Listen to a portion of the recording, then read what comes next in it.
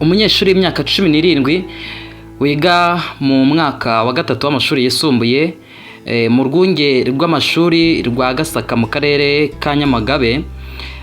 Umwana w'imyaka 17 akaba yafatanywe icyuma mu ishuri ahari kubera ibizamini bya leta, avuga ko ikizamini nikirangira ahita agitera umuntu. Ni inkuru yamenyekanye mu gitondo cyo ku itariki 15 Nyakanga 2025, aho amakuru akomeza avuga ko bikimenyekana inzego z'umutekano zari ziri aho ngaho ibizamini biri kubera bagerageje kukimwambura, ariko we ashaka kuzirwanya ariko aza kugeraho aratuza. Uyu mwana rero biravuga ko mu by'ukuri yashatse kugirira nabi bamwe mu banyeshuri bari gukorana ikizamini aho ngaho. Rero polisi zigerageza kumufata bijyanye no kuba icyo cyuma ngo yari yagikenyereyeho, yari yagishyize ku mukandara afite gahunda yo kuza kugitera umwe mu banyeshuri cyangwa se abanyeshuri bari kumwe aho ngaho mu bizamini. Hanyuma rero bagerageje kukimwaka, ashaka kurwanya inzego z'umutekano, ariko byaje kurangira yoroshye barakimwaka. Nyuma y'aho ngaho rero bahise bamufata bamujyana kuri polisi ku ishami rya Kigeme, kuri sitasiyo ya polisi ku ishami rya Kigeme niho bamujyanye kugira ngo babashe kumubaza ibisobanuro by'ibyo bintu yari yagambiriye gukora. Akaba rero n'ikizamini cyo ku itariki 16 ariho yagikoreye aho ngaho kuri sitasiyo ya polisi kugira ngo hirindwe ko hari umuntu yazagirira nabi. Urumva ko rero bitoroshye. Birakekwa ko uyu mwana rero w'imyaka 17 humura witinya n'ahatari inzira ni mu kwayo. Evangeliste Daniel TV 7. Nanone reka mbashimire cyane kandi mbifurize ibihe byiza cyane aho muherereye hirya no hino hatandukanye, haba abari mu Rwanda, Iburasirazuba n'Iburengerazuba, abari mu Majyepfo, mu Majyaruguru, abari mu mujyi wa Kigali, ndetse n'abadukurikira bari hakurya y'imbibi z'u Rwanda. Ndabakunda cyane kandi murambifuriza ibyiza byose biva ku Mana umubyeyi wacu. Reka mvuge ngo Imana ikomeze ibagirire neza kandi yite ku byo mukora byose, haba mu kazi kanyu ka buri munsi, muri business zanyu, ibyo mukora byose Imana ikomeze ishyiremo umugisha ukwiriye, ndetse ibahe kugubwa neza cyane.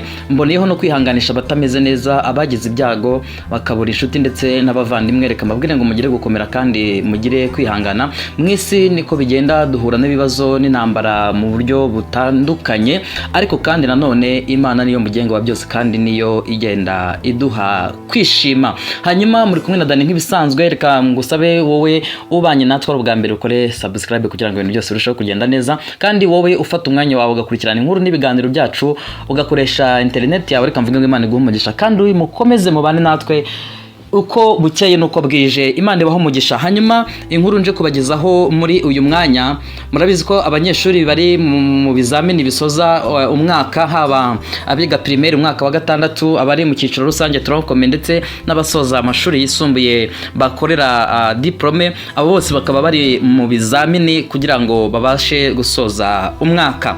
Mu karere ka Nyamagabe rero, aha ni mu ntara y'Amajyepfo, hagaragaye umunyeshuri mu by'ukuri waje mu kizamini ariko afite umugambi mubisha wo kuza kugirira nabi abanyeshuri bagenzi be, aho bivugwa ko yaje akenyereye ku cyuma.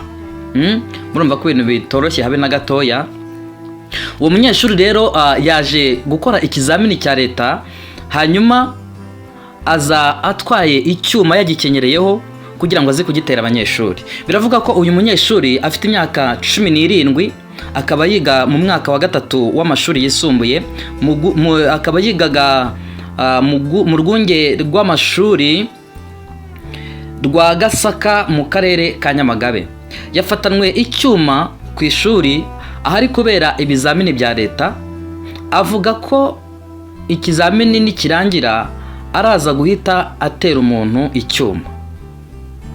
Urumva uyu mwana aracyari muto, umwana w'imyaka 17 birumvikana arakiri mutoya, ariko urumva ko yaje gukora ikizamini yakenyereye ku cyuma afite umugambi mubisha wo kuza kugitera umuntu. Ni inkuru yamenyekanye mu gitondo cyo ku itariki 15 Nyakanga 2025, aho amakuru akomeza avuga ko bikimenyekana inzego z'umutekano zari aho ngaho zagerageje kukimwambura, ariko we agashaka kuzirwanya, ariko aza kugeraho aratuza. Urumva uyu mwana w'imyaka 17 mu by'ukuri wagerageje kurwanya abashinzwe umutekano aho ngaho hari kubera ibizamini, akagerageza kubarwanya ku myaka 17, birumvikana ko ari umwana nyine mba namwita ko yigize ikihebe, sinzi ukuntu umuntu yabyita, ariko birumvikana ko ari ibintu bitoroshye habe na gatoya mu by'ukuri. Abazi uyu mwana rero bavuze ko asanzwe akoresha ibiyobyabwenge. Ntago umwana yatinyuka gukora ibyo bintu, umwana w'imyaka 17 uri gusoza tronkome ntago yatinyuka gukora ibyo bintu atafite ikindi kintu kibumukoresha. Birumvikana, biravuga ko abamuzi basanzwe bazi ko akoresha ibiyobyabwenge, akaba ari nacyo batekereza ko cyaba cyamuteye gutegura ibyo bintu byose, kuza mu kizamini yakenyereye ku cyuma kugira ngo aze kugitera umuntu. Birumvikana ko bitoroshye, ndetse nk'uko tumaze kwivuga hejuru, biravugwa ko uyu mwana abashinzwe umutekano bari aho ngaho hari gukorerwa ibizamini bagerageje kumufata kugira ngo bakimwambure, ndetse ashaka kubarwanya, ariko yaje kugeraho aratuza, icyuma arakirekura. Bakaba rero bahereye ko bakeka ko ibyo biyobyabwenge anywa ari byo byaba byamuteye iyo myitwarire mibi. Umuvugizi wa polisi rero mu ntara y'Amajyepfo SP Emmanuel Habiyambere yatangaje ko uyu munyeshuri yafashwe afite icyuma ku mukandara. Urumva ko yari yagishyize ku mukandara akacyambariraho ku buryo bukomeye cyane, afite gahunda yo kuza kugirira nabi bagenzi be. Yafatanywe icyuma rero yacyambariyeho kiri ku mukandara, akaba anakekwaho gukoresha ibiyobyabwenge. Umuyobozi rero wa polisi SP Habiyaremye yakomeje avuga ko ikibazo cy'uyu munyeshuri kirimo gukurikiranwa kugira ngo hamenyekane neza igitera imyitwarire mibi y'uyu munyeshuri. Ikibazo cy'uyu munyeshuri rero kirimo gukurikiranwa kugira ngo hamenyekane neza igitera imyitwarire ye mibi, cyangwa se hamenyekane igituma agira imyitwarire yo gushaka kugirira nabi bagenzi be. Birumvikana umwana w'imyaka 17 rero ukoresha ibiyobyabwenge ari umunyeshuri, akaba ari no mu bizamini nk'abantu mwe, biranagoye kugira ngo icyo kizamini abe yagitsinda. Niba umuntu yaje mu ishuri afite umugambi mubisha wo kuza kugirira nabi bagenzi be, ubwo koko urumva gukora ibizamini byo abikora ari concentré, koko urumva byo byoroshye. Uyu munyeshuri rero wigaga muri GS Gasaka mu karere ka Nyamagabe yahise ajyanwa kuri polisi ku gashami ka Kigeme. Ngira ngo abazi Nyamagabe hari Kigeme barahareba, ubutambutse ahitwa Inzega werekeza hirya Kibirizi no mu Gakoma hose, ubwo ni hagati aho ngaho ahitwa Kigeme rero hawuze n'inkambi. Naho ngaho rero kuri station ya polisi ya Kigeme ku gashami ka Kigeme niho uyu munyeshuri yahise ajyanwa, ndetse hanzurwa ko ari naho arakomeza gukorera ibizamini bye, kuko bavuze ko ikizamini cyo ku itariki 16 nacyo agomba kugikorera aho ngaho kuri station ya polisi, kugira ngo hirindwe ko hari umuntu yazagirira nabi. Birashoboka ko bashobora kumwambura icyo cyuma agakoresha n'ubundi buryo ntawamenya, kuko niba umwana yabigambiriye muri ubwo buryo. Ariko ngende kwibaza nti se uyu mwana ibyo bintu kugirira nabi abanyeshuri yabigambiriye gute? Hari uwo bafite icyo bapfa, ese yaba afite icyo apfa n'undi ikiza no kumutera icyuma, cyangwa no kubigeza ku nzego zibishinzwe bakamufasha? Nyine ni ibintu biri kugenda byibazwaho n'abantu benshi cyane batandukanye, bavuga bati se uyu mwana niki cyaba kiri kumutera kugira iyi myitwarire mibi, kugira ku rwego aza yakenyereye ku cyuma agambiriye kuza kugitera umunyeshuri mugenzi we. Ni ibintu rero biri kugenda bigarukwaho n'abantu batandukanye, aho uyu mwana mu by'ukuri ari gukorera ikizamini kuri station ya polisi ku gashami ka Kigeme kugira ngo batamubuza ayo mahirwe yo gukora ibizamini. Nyuma yuko azasoza ibizamini hazakomeza gukurikiranwa, hamenyekana impamvu yaba yaramuteye ibyo byose. Hari wenda wasanga ari impamvu z'ibyo biyobyabwenge akoresha, cyangwa akaba ari ikindi kibazo runaka afite, cyangwa akaba afitanye amakimbirane n'umwe mu banyeshuri. Ibyo byose ni ibintu biri kugenda byibazwaho n'abantu batandukanye, ariko reka twizere ko inzego zibishinzwe z'umutekano zizakomeza gukora iperereza kugira ngo habashe kumenyekana ikimutera ibyo byose.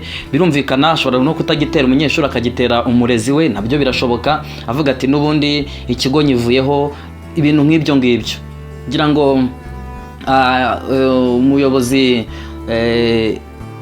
w'ikigo uko biri kose ndetse nabo bafatanyije ndetse n'inzego z'ubuyobozi barakomeza gukora iperereza kugira ngo hamenyekane icyamuteye ibyo byose. Ngira ngo Minisiteri y'Uburezi yakomeje kugenda itangaza ko hari abanyeshuri basoza umwaka barangiza bakagaragaza imyitwarire mibi, harimo kwangiriza ibikoresho by'ikigo, cyane cyane abanyeshuri bashoje amashuri yabo ugasanga bafashe ibikoresho by'ikigo bakoreshaga cyangwa se bigiragaho, harimo ibitabo, harimo intebe, ugasanga bagiye bagenda babyangiza. Hari nabo twagiye tubona mu bihe bitandukanye basoza amashuri yabo bagafata iniforme bakazitwika. Ibyo ni ibintu bigenda bigaragara mu bigo by'amashuri hirya no hino mu gihe cy'isoza ry'amashuri, ariko Minisiteri y'Uburezi yagarutse kuri icyo kibazo rwose ivuga ko abanyeshuri bagomba kuzakora ibizamini neza, ariko kandi banagaruka ku myitwarire igenda iranga abanyeshuri bamwe na bamwe bagenda bagaragaza ingeso zitari nziza mu gihe bashoje amashuri yabo. Ubwo rero urumva ko ari ibintu bitoroshye. Reka twizere ko uyu munyeshuri azakurikiranwa kugira ngo hamenyekane impamvu. Urumva umwana w'imyaka 17 abakiri mutoya, ndetse ku bufatanye n'ababyeyi ndetse n'abarezi, mu by'ukuri mu gihe umuntu amenye ko umwana akoresha ibiyobyabwenge biba ari byiza kubimenyesha inzego zibishinzwe hakiri kare kugira ngo babashe kumuganiriza abe yareka gukoresha ibyo biyobyabwenge ndetse bamenye n'impamvu ibimutera. Mu by'ukuri urumva umwana w'imyaka 17 abakiri mutoya kumva ngo ari gukoresha ibiyobyabwenge akiri mu ishuri, asigaje amashuri 3 yisumbuye agiye kwiga wenda na kaminuza, agatangira gukoresha ibiyobyabwenge, icyo gihe aba ari ibintu umuntu ashobora kwibaza ati se aya mashuri uyu mwana azayarangiza bimeze gute? Ni ibintu rero bikomeje kugenda bitera abantu benshi urujijo. Ubwo rero tunashimira cyane inzego z'umutekano cyane cyane ziri ahangaha i Nyamagabe kuri iki kigo cy'amashuri umwana ari gukoreraho ikizamini, zakoze akazi gakomeye kugira ngo uyu mwana abashe kumwambura icyo cyuma. Birumvikana ko iyo bitaza kumenyekana ngo bakimwambure, ashobora kuba yari yagiriye nabi bagenzi be, aho bivuga ko yaje mu by'ukuri icyuma yagitwaye mu mukandara yagikenyereyeho, bisobanuye ko yashakaga kugirira nabi umwe mu banyeshuri cyangwa se barenze umwe, bijyanye no kuba wenda iperereza ritarakorwa ngo hamenyekane abo yari yagambiriye kugitera. Birumvikana ntabwo ari ibintu byoroshye. Reka mbashimire rero, nimukomeze mubane natwe mu nkuru zacu n'ibiganiro tugenda tubagezaho umunsi ku munsi. Mwari kumwe na Dani, ndabakunda cyane kandi mbifuriza ibyiza byose biva ku Mana mu kazi kanyu ka buri munsi mukora. Mukomeze mugubwe neza cyane. Inkuru n'ibiganiro byacu nakagaruka umunsi ku munsi. Mugire amahoro y'Imana. Humura witinya, n'ahatari inzira ni mu kwayo. Evangelist Daniel TV 7.